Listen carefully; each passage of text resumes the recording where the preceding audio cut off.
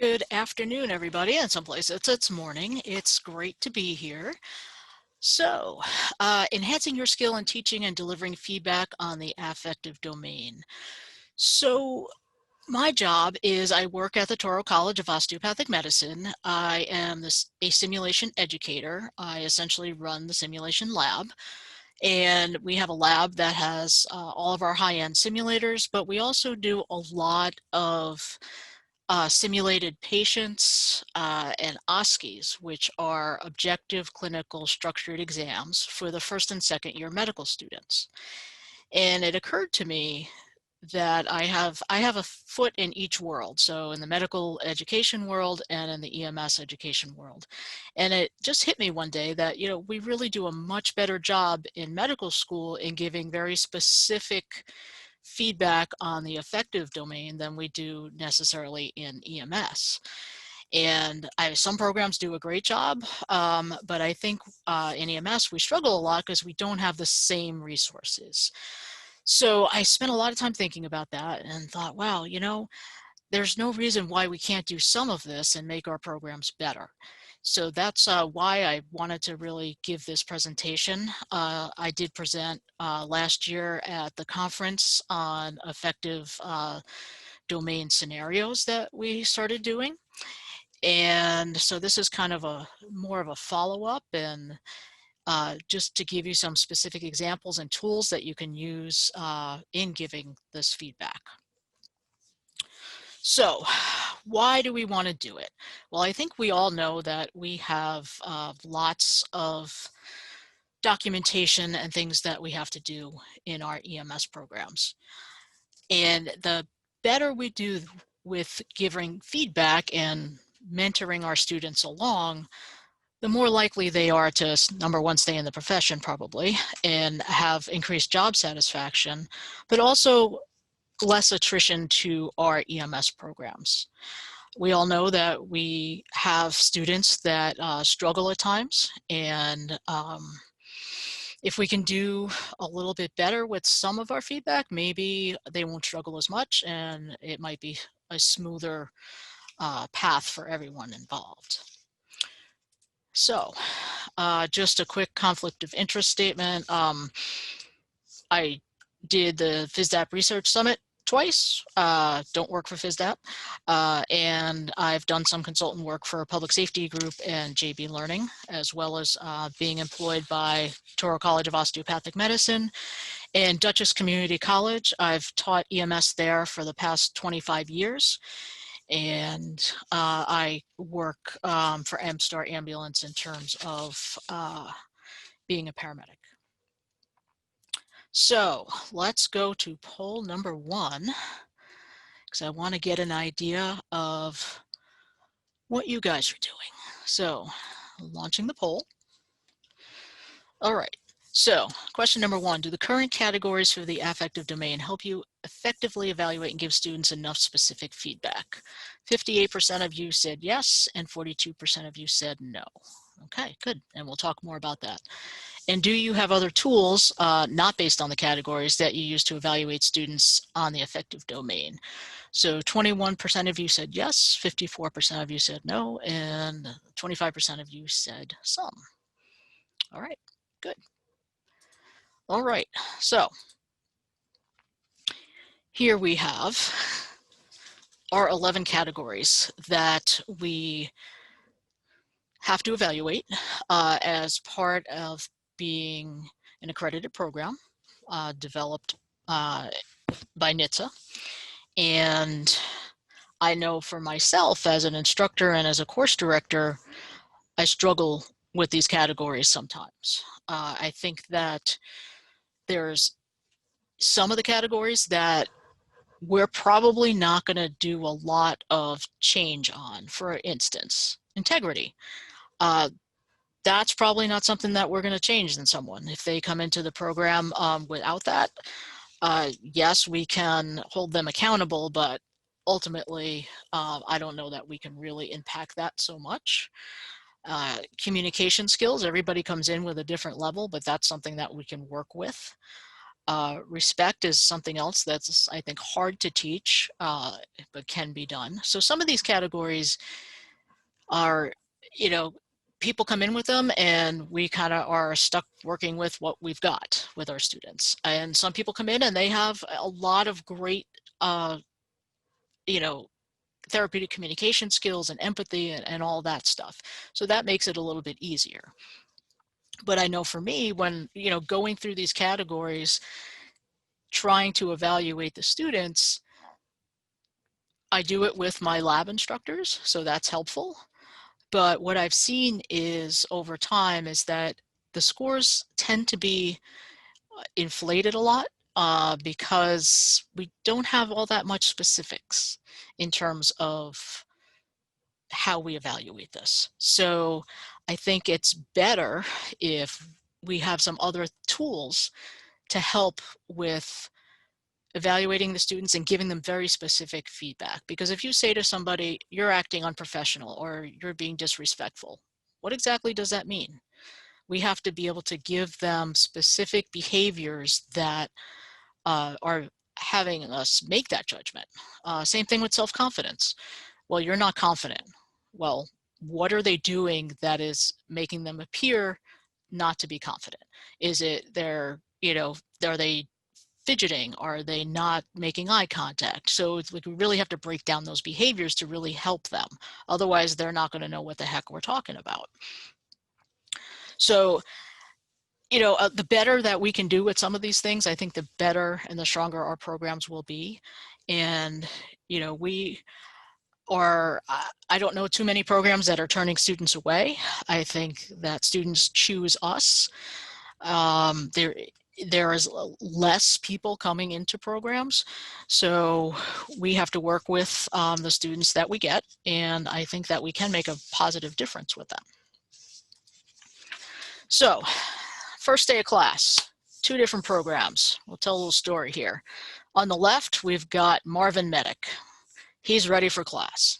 All right, that's how he comes in. And then on the right, we've got Patty Paramedic. She's ready for class.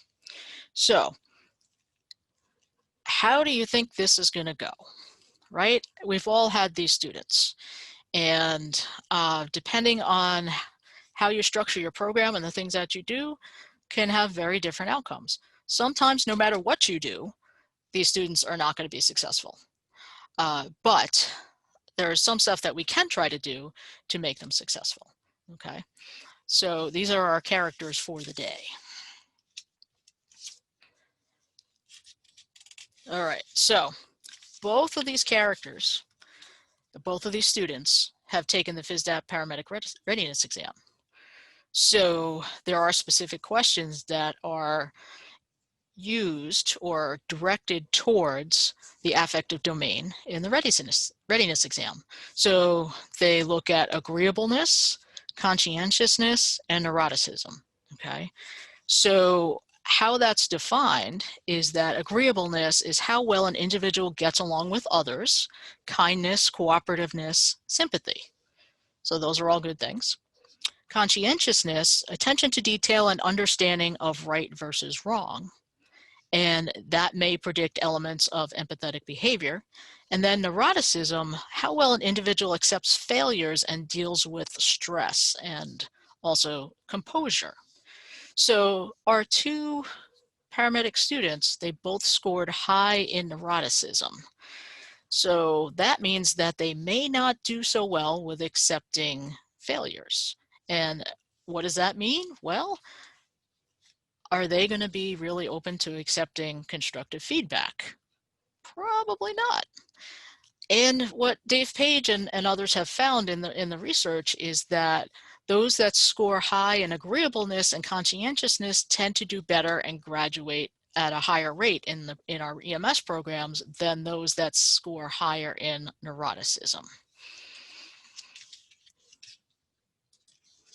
Okay, so let's say Marvin Medic is in program A. That program, no uniforms. The affective evaluations are done by instructors mid-semester at the end. And what I mean by pencil whipped is that the scores are inflated high because the instructors don't really know how to evaluate them so well. And there's very little attention to class culture. And then Patty Paramedic, she's in program B. There's a uniform requirement, there's very frequent specific affective evaluations, and a lot of attention to class culture. Okay, so I went back and forth about the whole uniform thing and the requirement of putting that in there. In reality, most of the programs are kind of in the middle and have maybe a combination of these things, okay? What we found in our program is we didn't have a uniform requirement for a long time, and then 2 years ago we switched to having one, and it's made a huge difference in terms of you just immediately got rid of any problems with how people were dressing, because we would have people come to class in inappropriate clothing, not thinking about, hey, I'm going to be leaning over this mannequin, and you know, that could be a problem with the way I'm dressed. And then you would also have people wearing shirts and things with logos from where they work, which can cause a problem if it's a competitive company to another company. And usually in our program, we get students from all the different companies in the area. So when we switched to a uniform, everybody was the same, so that there was none of that competition between companies. Everybody was dressed appropriately.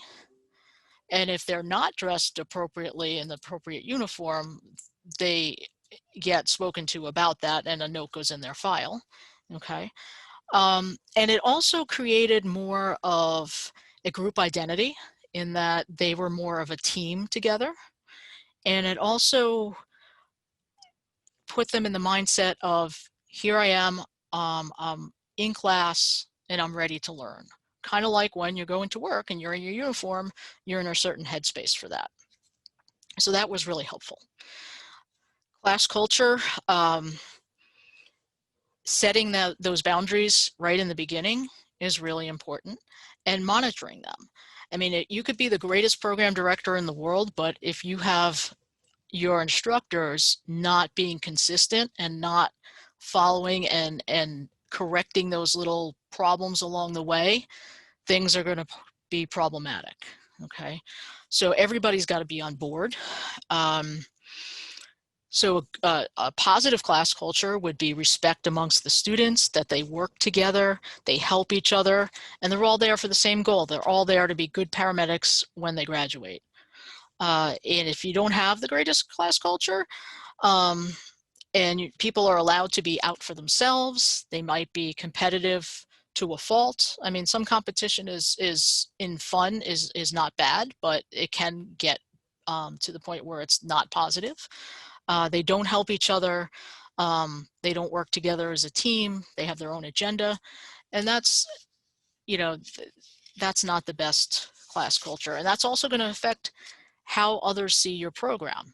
You know, if somebody says, well, how's the program at Dutchess? You know, and if people aren't working together and doing good things and they're unhappy, you know, that's what they're going to say, and that can affect how many students you get. Okay, so let's talk about field evaluations. Let's say that both Marvin Medic and Patty Paramedic were late to their first ride along rotation. The program director in program A got no notification from the preceptor. It was documented in the paperwork, and they saw it and they just blew it off and said, probably won't happen again. The program B, the preceptor notified the coordinator that the student was late, told the student that that's unacceptable, also documented it in the paperwork, and the coordinator immediately scheduled a follow-up meeting with Patty Paramedic to make sure that, to talk to her, find out what happened, and to make sure she understands that that is not acceptable. Okay, so let's go to poll number 2. How often are specific affective evaluations done on every student? So 21% of you said every scenario, which is fantastic and hard to do. but that's great. And I'm sorry, I don't know why it's making that noise. A few times a semester, the great majority of you, 58%, 2 times per semester in each course, 21%, and not at all, 4%. Okay, and then do you have a specific rubric that you use for effective evaluations that's different than the categories used for accreditation? The large majority of you said no, 83%, and 21% of you said yes. And then do you have a formal training program for preceptors? 71% said yes, and 33% no. All right. The resources that Nate told you about are on the NAEMSE website near this, where this webinar will be posted. So there is a rubric on there that Leah Tilden at Durham Tech had developed after she came to last year's presentation at NAEMSE. So I shared that with you guys. She was kind enough to share it. I think it's very good and very useful. There's also a document sharing questions that you can use with simulated patients, which I'll talk more about in a little bit. And there's also a list of resources with links to various organizations and associations where you can find more information about a lot of this. So how do medical schools do it? So I want to tell you a little bit about how Toro does it. These are some Toro students in Washington, D.C. on DO Day. We have 135 students in each year. So first year, second years, throughout third and fourth year. I end up teaching between EMS and medical students about 400 students per year. And the students that come into medical school are highly motivated, have already done a lot of work, a lot of volunteer work, taken the MCATs. So they've gone through a lot. They all have a bachelor's degree. Some already have a master's degree. And we even have one student that already has a PhD. So they're highly successful academically. But we still have some of the same problems as we do with our medic students that are in community college or in a whatever program setting that we're in. So they are closely scrutinized. They are directed differently in that if someone addresses a professor in a less than optimal way, they're going to hear about it. If they're not dressed appropriately, they will hear about it. So things are addressed very quickly and right up front. There are resources on campus in that, and I don't know about all medical schools, but I imagine that most medical schools, and I know most colleges, have some sort of counseling service. We have a social worker on campus. And we also have a learning specialist, which is relatively new. So some of the issues that we encountered was we had these students and they're so smart. And they are technically, they know their skills, they know their information, but they had some problems in terms of communicating with the patient maybe it's eye contact, maybe it's level of voice, maybe that they English is not their first language and it was hard for them to be understood by the patient. So that's the type of problems that they run into. So the faculty during their OSCEs, so those objective structured clinical exams, would evaluate them on some of those things, and our simulated patients, we call them standardized patients, would do the same thing, so that they would, if we had someone that was having those type of issues, they would be referred to the learning specialist. And we also videotape everything in terms of those exams, so that we can go back and show the students what they did. And they would see maybe that they were mumbling, or that they were not looking at the patient, or they did not appropriately drape the patient, or whatever the case may be. So we have those resources to make things a little bit better. okay, and a little bit easier to deal with. So the boards that these students take after their second year includes 12 different stations that they have to do for a physical exam, and they are evaluated not only by faculty, but they are evaluated by the standardized patients. So how, things like, how did the student doctor make you feel? And I'm going to give you some examples of questions that maybe we can use in EMS that would be helpful.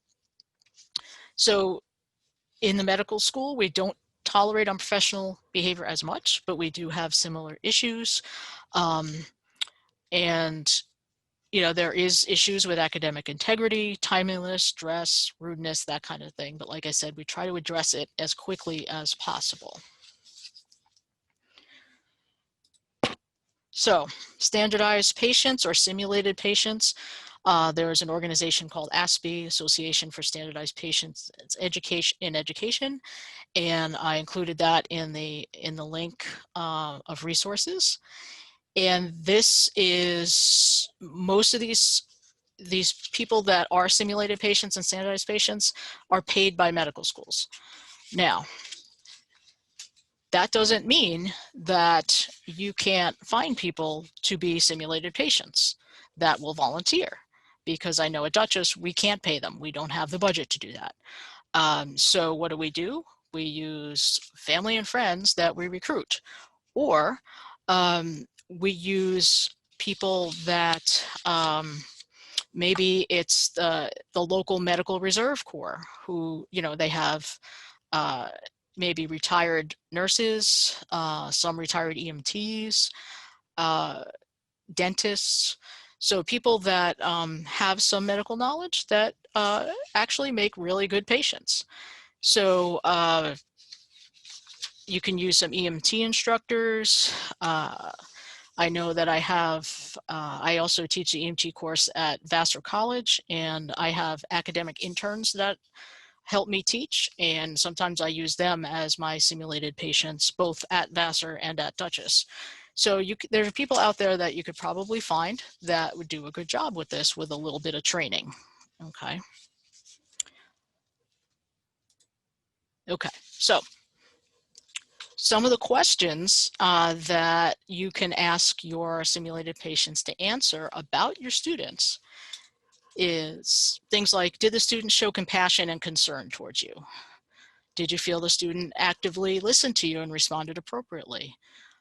Did the student introduce themselves? That's a big thing in medical school, but we should be doing that as well in EMS. Was the student's speech clear and easily understood?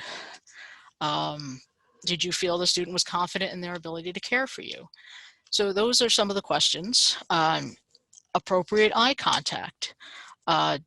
Did the student make you feel safe? So those are some of the questions that you can ask a simulated patient to answer. What we do is we put it at Toro, we put it in a Google form, and the SP is able to go in right after the encounter and answer about 10 questions. It takes them a minute or two. They do it on an iPad, and then it's all tabulated in a Google form. So the same thing can be done in the EMS environment. I mean, think about all the things that the students have to document for their skills and their scenarios. So while the students are doing that, the patients can be doing this evaluation. So you can put this together with any instructor evaluations you have, and then you have some more documentation that you can use towards those 11 categories that you have to evaluate the students on for your accreditation. So we did have, this is a picture of an MCI drill that was from last year's paramedic class, and we had our simulated patients evaluate each of the students, and the students got that feedback. So sometimes, here's a form that you can use for your simulated patient's feedback. Sometimes the simulated patient is comfortable telling the student directly the feedback. Sometimes they're not. So it may be the instructor doing it. It doesn't matter as long as it's established ahead of time and everybody knows what they're supposed to be doing. And here's just a simple form that you can use. You can add to it, you can subtract to it. And not at all, somewhat, or very much. That's all they have to answer. So it doesn't take a whole long time to do it. And this will help give feedback to the student because it's a little bit more behavior focused. And you could break it down even further. If this simulated patient says that the question is, did the student use appropriate body language? And they check off not at all. Okay, so then you can ask, what did they do? Or if you're videotaping it, which I strongly advocate, as long as your program has policies and procedures about videotaping students and what can be done with it, how long you keep it, all of that. Then you can look and see what the patient did. Is the student 6'2" and, standing over the simulated patient, and that's making this simulated patient feel uncomfortable instead of the student kneeling down to be at that patient level. So that's one example. Did the student protect your modesty? Well, a good example of that is, what if they're doing a 12-lead EKG? Are they doing that in front of everybody, lifting up the patient's shirt? That could be problematic. If they do it in the classroom, they're probably going to do it on the scene as well. So that's something that you can address and make sure they're thinking about that, that it's important that you protect the patient's modesty. What else? Things to think about in terms of, what if there's a crowd? Well, then you can maybe use a different exit with the patient, those kinds of things. What else? Did you feel the student actively listened to you and responded appropriately? That's a great question. Maybe the simulated patient had to tell the student something 3 times. So that would be a problem and something that you could direct to the student, say, okay, what was going on that you didn't hear this? That was important information. So it's just another tool that you can use to help gain some information about the student's skills with communication and other things. Okay. Then here is the rubric that Durham Tech came up with, and it breaks it down into the introduction, eye contact, nonverbal communication, and I like it because it's really specific about that.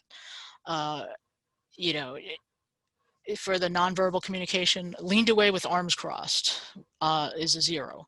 1 point leaned away, 2 points leaned towards the person but was either too far or too close to the patient, and 3 points leaned towards patient from a comfortable distance.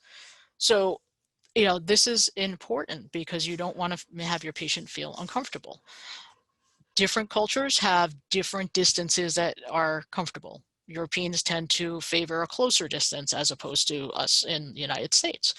But for the most part, we're going to have, our patients that are living here. But you can encounter, if you're in a city that's very diverse, you can have different, a lot of different cultures. And so it's important for the students to realize that, they have to accommodate themselves to whatever cultures that they normally run into on calls, and that, know what to do and what not to do in terms of making folks comfortable or uncomfortable. So listening, concern, empathy, closure, all these are great things. Now, it's hard. I mean, I think we do a great job in EMS in giving feedback about the patient care in terms of medically. You did this, but you forgot to do this, or you forgot to give nitro, or whatever the case may be. We're great at doing that stuff. And we just we do it well. But it would be really hard for the instructor to pay attention to that and pay attention to this at the same time. So what could you do? You could have a secondary instructor, which would be hard for all of us because of money. But again, if you film it, then you are able to go back and look at it. Or you're not going to evaluate them on the care per se, right? Every minute detail. You're just going to do a scenario and just do this for that scenario. So that's an option as well. So if, any of the students get a 0 or a 1, that's probably, in any of these categories, that's probably a good indication that something needs to be addressed. Or if they get less than 16 points on this, this would be something else that needs to be addressed. We're going to be using this at Dutchess as well this semester. So, you know, it's, I think, just a really good tool. And of course, you're going to show your students what it is that they're being evaluated on, so they know, and that it can be in their head. It's like, oh, okay, you know, I see what I did or didn't do, or whatever the case may be. They know what else they're being evaluated on. I would also suggest that you do this more upfront, so that you're front loading these evaluations for the affective domain, because you can find issues earlier. You don't want to find out at the end of the program that they're really terrible at listening, or showing empathy or eye contact. That, you know, that's something that can be addressed and worked on all throughout. So when they get to the end, they're not going to fail the National Registry, you know, exam in their, you know, the 20-minute part for, you know, doing something silly that could be addressed and, you know, up front. You don't want to have to worry about any of this stuff. Now, of course, some people are more difficult than others to help, but, you know, for the most part, if you can find these issues up front, it's better to be able to address them and deal with them and give people specific, timely feedback. You know, if you're giving them feedback the following week, that makes it a little harder. If you're able to give them feedback, you know, that day, that's ideal. Not always possible, but ideal. All right, let's talk about debriefing for a minute. So there are all different kinds of debriefing out there. These systems were developed for debriefing simulations, group simulations with multiple students. But that doesn't mean that you can't use it for an individual student. They all have one thing in common, is that they are a structure for providing feedback. So that is one, you know, whatever system you use, it's a structure for providing the feedback. Some of these are more complicated than others. DASH and RUST are both out of Harvard and the Center for Medical Simulation. They have multiple week trainings to be able to learn this. So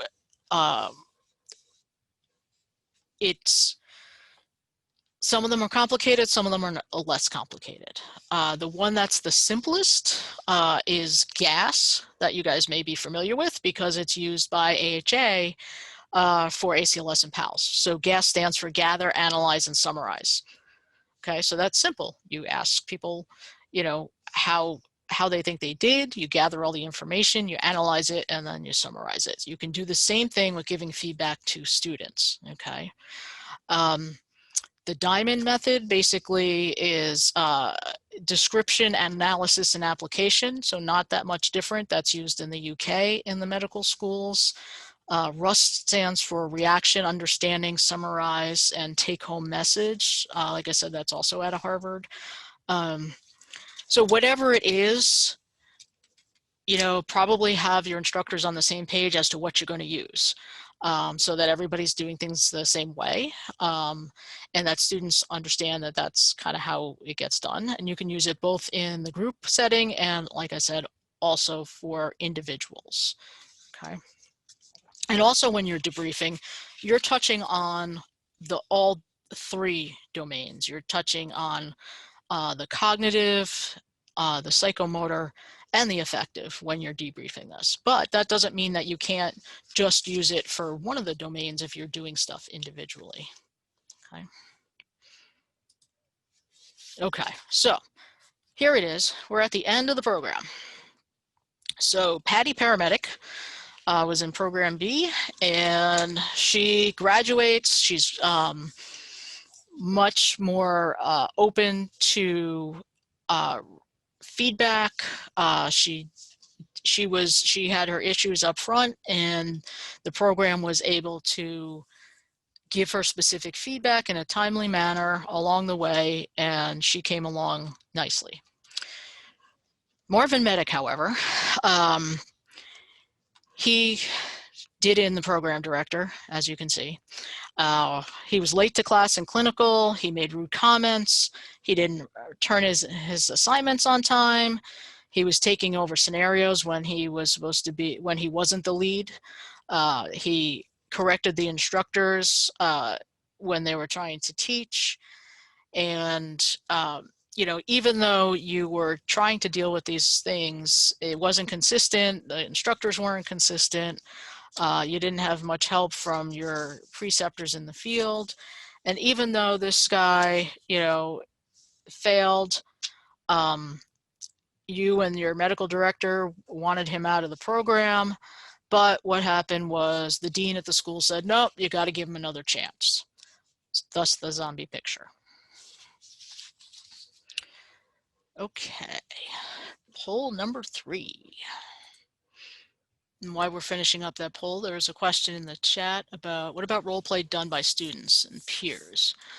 You know, I think that you can use the simulated patient questions by the students. I think it would be really helpful for them to fill them out on their fellow students because it would make it more, they would be more aware of what the questions are, and it maybe be higher up in their mind when they're playing the provider and doing a scenario.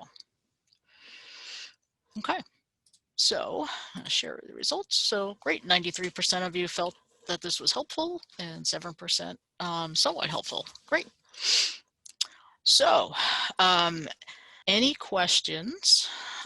Here is my contact information, one of my many email addresses. So feel free to email me any questions.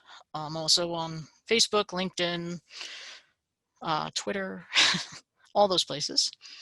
And then I assume that NAEMSE will make this slideshow available. Here's the references that I used for this. And there's 2 pages of them. So I also saw there was another study that actually came out today that I could not get a hold of, talking about 20, I think it was like 26 things that paramedic students need to do well. I think that was the title of it. So does anybody have any questions for me? And while we're waiting on some questions to come in and everything, I just wanted to go ahead and reiterate, as we've said throughout the presentation, the resources we've mentioned in this presentation are available on NAEMSE's website on the upcoming webinars page. Even following today's presentation, those resources will still be available on that same page. They'll just be further down in our archived webinars section. So all of these resources will all be available. And then I'll also make this presentation slides available as well, along with those resources. So you guys will be able to come back to this whenever you need. Tell anyone you know about it that could get some of this valuable information from it. So it'll all be available. And, you know, anything that you do to make those resources better, please let me know, and let's like share it with each other. There's in the document that has the resources page, there is the Society for Simulation in Healthcare has a specific EMS group that you actually don't have to be a member to join. I happen to be the president of that group, but it's a great place for sharing information. I just, every day I read the various boards that people are talking to each other on, and, you know, I just got a whole list of great places and resources to get copies of x-rays, CAT scans, you know, that kind of stuff. So people are very willing to share. They share scenarios. During this whole COVID thing, there was a lot of sharing of different policies and procedures.